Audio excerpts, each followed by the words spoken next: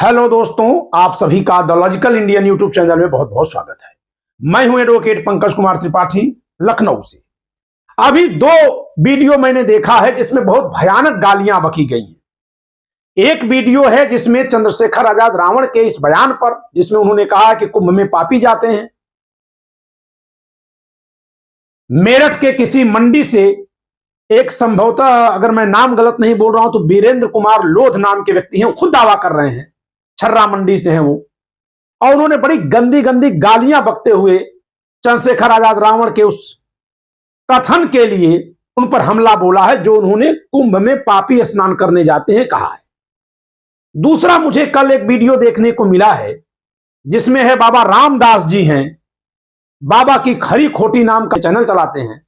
उन्होंने मुलायम सिंह यादव जी की जो मूर्ति लगी हुई है कुंभ मेला में, उस पर इतने गंदे शब्दों से उन्होंने आलोचना की है, इतने गंदे शब्दों से, घृणित शब्दों में। आप आलोचना कर लीजिए, क्योंकि वो एक सार्वजनिक पद पर थे। मुलायम सिंह यादव जी जिस समय कारसेवकों पर गोली चलवाए थे वो मुख्यमंत्री थे। उनके उस कदम की आलोचना राजनीतिक तौर से भी हो सकती है और उनके उस कदम की आलोचना प्रशासनिक तौर से भी हो सकती है। उनके उस कदम का समर्थन राजनीतिक तौर से भी होगा, प्रशासनिक तौर से भी होगा।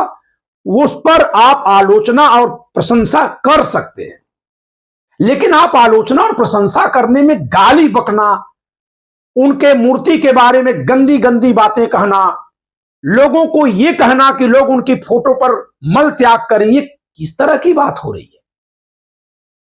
जो व्यक्ति ऐसा कह रहे हैं वो जरा बताएं कि जिस तरह का वो उपाय बता रहे हैं किसी को अपमानित करने का, कि उसकी तस्वीर रख करके उस पर पेशाब करो, तो ये तो कोई भी दूसरा जो किसी का अपमान करना चाहेगा यही कर लेगा बिना बताए।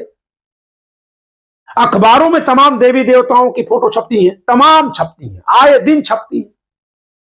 उसी अखबार पर कोई चखना रख करके दारू पी लेता है, उसी अखबार में कोई चप्पल लपेट लेता है। तो आप अगर उसको सम्मान अपमान से जोड़ देंगे, इस तरह से आप ले जाएंगे, तो ये एक अलग तरीके का विवाद खड़ा होगा। आमतौर पर जिसकी आस्था है वो ऐसा नहीं करता उस अखबार के साथ, लेकिन जिसकी आस्था नहीं होती होगी क्या वो ध्यान देता होगा? कदापि ध्यान नहीं देगा। लेकिन अब तक तो ध्यान नहीं दे रहा था, अब तो ध्यान देकर वैमनस्यता में ऐसा करने लगेगा। मेरे कहने का अर्थ यह है कि भारत के देश में जहां संविधान लागू है, हर किसी को अपने अनुसार अपनी आस्था का पालन करने, जीवन जीने का पूरा हक है। राजनीतिक बातें एक सभ्य भाषा में की जा सकती हैं, किसी की भी आलोचना, किसी की भी तारीफ। मुलायम सिंह यादव जी की बहुत सारे कारणों से आलोचना हो सकती है, बहुत सारे कार्यों के लिए तारीफ हो सकती है। उनका समाज के निचले तबके में राजनीतिक चेतना का प्रसार करने में बहुत बड़ा योगदान है। उस राजनीतिक चेतना के प्रसार करने में उन्होंने गलत तरीका अपनाया, सही तरीका अपनाया, इसके लिए भी उनका मूल्यांकन हो सकता है, आलोचना हो सकती है, प्रशंसा हो सकती है, कठोर शब्दों में हो सकती है, लेकिन गाली में नहीं। अब यह कहना कि उनकी मूर्ति के आकार की टॉयलेट सीट बनाओ और उस पर मल त्याग करो, इस तरह का आह्वान करना, यह सब बहुत ही अशोभनीय बात है। यह तो मानवता के विरुद्ध बात है। इस तरह की बात भारत के संविधान में कहीं जगह नहीं पाती, न तो किसी भी धर्म की किसी किताब में जगह पाती है। इतनी नफरत हो जाने पर रावण और राम का युद्ध हुआ है। मैं बाबा रामदास जी को बताना चाहता हूं, क्या उनके मृत शरीरों के साथ राम की सेना ने कोई दुर्व्यवहार किया था? कौरव पांडवों का युद्ध हुआ है। क्या युद्ध जीतने के बाद पांडवों ने कौरवों के प्रतीकों के साथ दुर्व्यवहार किया था? दुर्व्यवहार करना कहीं से भी धर्म सम्मत नहीं है और वो संविधान सम्मत भी नहीं है। दुर्वाद बोलना दुर्व्यवहार का एक रूप है। इसलिए दोनों ही लोगों ने जो अपशब्द बके हैं उसकी मैं आलोचना करता हूं, और मेरा निवेदन है कि आप सही शब्दों में आलोचना करिए, सामान्य शब्दों में आलोचना करिए। गाली गलौज से समाज में कोई अच्छा संदेश नहीं जाएगा।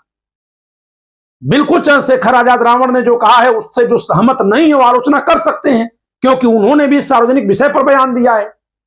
तो जब कभी कोई भी व्यक्ति सार्वजनिक विषय पर बयान देता है तो उसके पक्ष में और उसके विपक्ष में बातें कही जा सकती हैं। मैं कानून और संविधान से बात कर रहा हूं, लेकिन वो भाषा है आपकी संयमित होनी चाहिए। चंद्रशेखर आजाद ने जो कुछ कहा उस पर उनकी मां को गाली देना, यह तो पहले जेंडर बायसनेस दिखाता है कि आप लिंग भेद के शिकार हैं। अभी देखिए ना, क्रिकेटर युवराज के पिता योगी राज सिंह, वो कितना जेंडर बायसनेस का शिकार है वो आदमी, कि वो आदमी कह रहा है कि हिंदी भाषा जो है महिलाओं जैसी लगती है, उसमें मिमिक्री कर रहा है, यानी महिलाओं की आवाज, महिला होना नीचा हो गया। यही सब कोड़ छुपा है मन में। कुंभ पर एक बयान दिया है चंद्रशेखर आजाद रावण ने। यह सच है कि जिस तरह से वो बयान दिया गया है, प्रथम दृष्टया वह आपत्तिजनक दिखाई देता है, लेकिन फिर भी जब उस बयान को शंकराचार्य स्वामी अवमुक्तेश्वरानंद जी से सवाल के रूप में पूछा गया, उनकी प्रतिक्रिया मांगी गई, तो उन्होंने बहुत ही सधे तरीके से उस बयान के लिए बयानकर्ता का विरोध किए बिना कुंभ के महात्म्य को, कुंभ के महत्व को समझा दिया। उन्होंने कहीं भी आपत्ति नहीं की। उन्होंने कहा कि भाई जो ये कह रहा है कि उससे पाप नहीं हुआ है, यह संभव है कि उसकी जानकारी में उसने कोई पाप न किया हो, लेकिन बहुत से पाप ऐसे भी हो जाते हैं जिसकी हमको सूचना नहीं होती। जैसे हम चल रहे हैं, तमाम जीव जंतु, हमारे कीड़े मकोड़े हमारे पैर के नीचे आते हैं। हम क्रोध में किसी को बोल दिया अपना समझकर, लेकिन उसके दिल को चोट लग गई, वो नहीं समझ पाया हमारे भाव को। तो ऐसे बहुत सारे पाप हो जाते हैं। लेकिन कोई अगर पाप पुण्य को मानता ही नहीं है, कर्म को मानता है, तो जो पाप पुण्य को नहीं मानता वो ये नहीं कह सकता कि जो कुछ भी है उसमें पाप पुण्य का कहीं कोई स्थान नहीं है। भाई एक व्यक्ति जन्म लेते ही गरीबी में जन्म ले लिया, तो क्यों जन्म ले लिया? तो अब ये विषय राजनीति और कानून से हट करके ये चला जाएगा अध्यात्म और धर्म में। इसका इलाज कानून में नहीं हो सकता दोस्तों। किसी बस में एक्सीडेंट हुआ, कुछ लोग मर गए, कुछ बच गए, कुछ ऐसे बच गए कि अंग भंग हो गया, पूरी जिंदगी के लिए अपाहिज हो गए। तो अब ये किसका परिणाम है तो दुर्घटना, दोष किसी का नहीं, लेकिन दुख तो भोगना है। तो उस दुख को सहने के लिए ही पाप पुण्य की अवधारणा बनाई गई। आत्मा परमात्मा का एक विकल्प दिया गया जिससे कि व्यक्ति उसी की तरफ ध्यान दे। इसके अलावा पुनर्जन्म की थियरी भी इसीलिए रची गई थी, बनाई गई थी संभवतः, कि जिससे कि यह लगे कि हमने कुछ पाप ऐसे किए थे जिसका फल हम भोग रहे हैं, जिससे कि मनुष्य जब दुख में पड़े तो वह आपा न खो दे, वह आत्महत्या की तरफ न चला जाए। यह अलग बात है कि इन सिद्धांतों का समाज में दुरुपयोग हुआ और तमाम तरह की कुरीतियां आई। उन कुरीतियों को हटाने के लिए समाज सुधार आंदोलन हुए, और बाद में जब संविधान निर्मित हुआ तो इसमें उन कुरीतियों को छोड़ देने की भी बात हो गई। लेकिन जैसे कोई भी प्रकाश का स्रोत अगर आप प्रयोग में लाएंगे, टॉर्च जलाएंगे, तो छाया जरूर पैदा करेगा। ऐसा हो ही नहीं सकता कि आप लाइट जलाएं और छाया न हो। तो अगर आप छाया को ही पकड़े रहेंगे और कह देंगे कि क्योंकि इससे छाया पैदा होती है इसलिए टॉर्च बंद कर दो, तो आप उस प्रकाश को भी छोड़ देंगे जो उस टॉर्च से पैदा हो रहा था। इस समय धर्म के नाम पर चल रहे झगड़े यहां तक आ गए हैं कि सब लोग एक दूसरे की टॉर्च बुझा देना चाहते हैं। इस देश में बहुत से लोगों को मानसिक दिक्कत होती है, बहुत से लोगों को मानसिक दिक्कत होती है, जिसका इलाज मानसिक तरीके से ही किया जाता है। वो जहां उनकी आस्था होती है वहां दर्शन करा दीजिए, उनका इलाज हो गया। आप हर चीज को अपने स्तर पर नकार कर नहीं सुधार सकते। यदि किसी एक के ज्ञानी मान लेने से, भगवान मान लेने से, और एक बार मान लेने से ही सारा दुख खत्म हो जाता, सब कुछ सही हो जाता, तो फिर मनुष्य बदल क्यों जाता है? कौन उसको बदलने आता है? तो कहने का मतलब यह है कि हमें कुरीतियों को दूर करना है, न कि हर तरह से किसी धर्म की मान्यताओं के पीछे लग जाना है। कुरीतियों को दूर करना है। जहां कहीं कुरीति है, जहां कहीं कोई धर्म का आडंबर है, उसके पीछे कहीं कोई किसी का गलत प्रयोजन है, उसे समाप्त किया जाए। इस संदर्भ में अखिलेश यादव ने कल हरिद्वार में गंगा स्नान किया है। इनके चाचा जी का निधन हुआ है, ये उनकी अस्थियां लेकर के हरिद्वार में विसर्जित करने गए थे। इसके पहले ये अपने पिताजी की भी अस्थियां लेकर गए थे, माननीय मुलायम सिंह यादव जी की, और इन्होंने वहां जाकर गंगा नदी के किनारे गंगा जी में स्नान किया हरिद्वार में। फिर इसके बाद इन्होंने वहां तर्पण भी किया है, जो हिंदू धर्म की मान्यता है। अब इसको किसी को भी हक नहीं है कि वो ये कह दे कि यह पाखंड है। दोस्तों, एक तरफ तो कुछ लोग ऐसे हैं जो संविधान का दावा कर रहे हैं कि संविधान खतरे में है, दूसरे वे लोग भी जब किसी जात या धर्म पर हमला बोल रहे हैं तो संविधान के अनुच्छेद 25 का उल्लंघन कर दे रहे हैं, संविधान के अनुच्छेद 19(1) का उल्लंघन कर दे रहे हैं। वे अपनी उस सीमा को क्रॉस कर जा रहे हैं जहां तक आपको धार्मिक आजादी मिली हुई है। आपने कैसे पता लगा लिया कि जो तर्पण होता है, पिंडदान होता है, उससे क्या मिलता है क्या नहीं मिलता है? फिर तो कल को आप ये भी कह देंगे कि बकरीद के दिन एक ही दिन सारे पशुओं को क्यों काट कर खाया जाता है? इतने सारे पशु।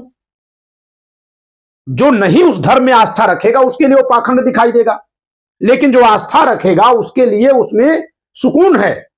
यदि उसने यह कार्य नहीं किया जिसमें उसकी आस्था थी तो उसका बच्चा बीमार पड़ेगा, उसको लगेगा इसी कारण हुआ। मानसिक इलाज कैसे करेंगे आप? मनुष्य एक जज्बाती प्राणी है, संवेदन प्राणी है, इसको कहीं ना कहीं एक अवलंब होना चाहिए। हां, या तो पूर्ण नास्तिक बन जाइए। जब पूर्ण नास्तिक बन जाएंगे तो फिर बुद्ध भगवान नहीं रहेंगे, फिर उनकी भी मूर्ति रख करके ऐसे हाथ जोड़ने की जरूरत नहीं रहेगी, फिर भोजन रखने के बाद ऐसे पूजा करने की जरूरत नहीं रहेगी जो बुद्ध परंपरा में भी होती है। तो यदि किसी को बौद्ध बनना है तो बन जाए, और बौद्ध बनने की तो पहली ही शर्त है कि नफरत छोड़िए, ईर्ष्या छोड़िए। लेकिन भंते बन चुके लोग नफरतकारी बातें कर रहे हैं। तार्किक बनिए, और जब आप तार्किक बनेंगे तो आप पाएंगे कि किसी भी व्यक्ति का स्वभाव किसी दूसरे के समान हो भी सकता है और अलग भी हो सकता है। फिर यदि किसी एक जात के लोगों को एक समान रूप से गाली बकी जाएगी तो यह क्या है? किसी दूसरे शेष जाति को अच्छा घोषित कर दिया जाएगा तो यह क्या है? यह तो जाति को मान्यता देना है, उल्टे रूप में मान्यता देना है। कहने का अर्थ यह है कि भारत का संविधान आपको अपनी परंपरा मानने की आजादी देता है। हर किसी नागरिक को यह आजादी देता है, बल्कि हर किसी व्यक्ति को यह आजादी मिली हुई है। यानी जो विदेशी भारत में आए हुए हैं, घूम रहे हैं इस समय, उनको भी अपनी पूजा पद्धति मानने, आचरण करने की आजादी है। तो दोस्तों, ऐसे में कोई भी यदि कोई पूजा पाठ कर रहा है, अपने अनुसार अनुष्ठान कर रहा है, तो आप उसका मजाक नहीं उड़ा सकते, आप उस पर तंज नहीं कर सकते। और आप यदि किसी ने ऐसा कर दिया तो